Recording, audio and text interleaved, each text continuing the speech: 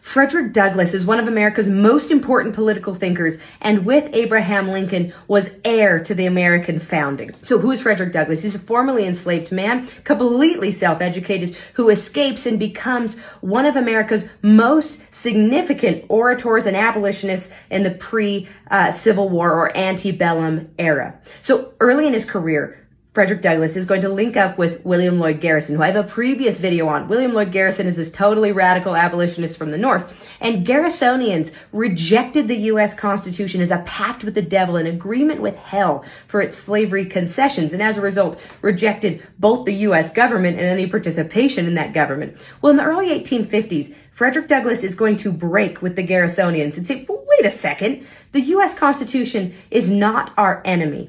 It is our chief weapon in the fight to end slavery. Why? Because the U.S. Constitution is a fundamentally anti-slavery document, or so Douglass will argue.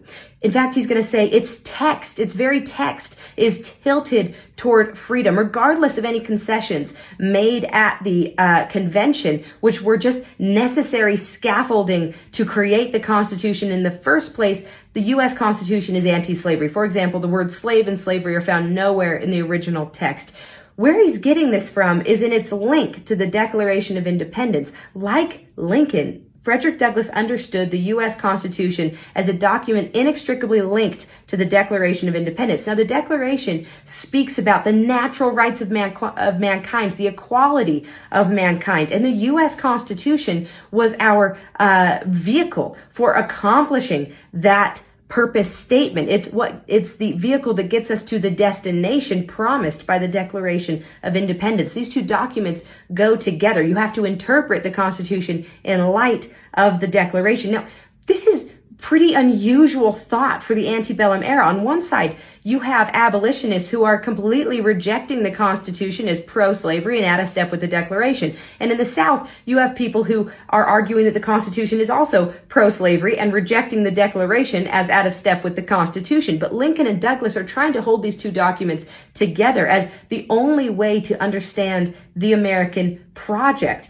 Now, other things that Frederick Douglass should be remembered for. He's going to be the chief champion of Black participation in the Union Army, even sending two of his own sons to the Union Army, because it was his way of declaring the humanness, the manliness of Black men, of them claiming their right to the United States by serving in the Union Army. He's also going to be a lifelong champion of women's suffrage, though he'll never live to see it in his lifetime, and his support for the 15th Amendment, which promises only the voting rights for Black men, does not extend it to women, will cause a rupture in his relationship with many of the early suffragettes. So this is Frederick Douglass, orator, advocate, heir to the American founding.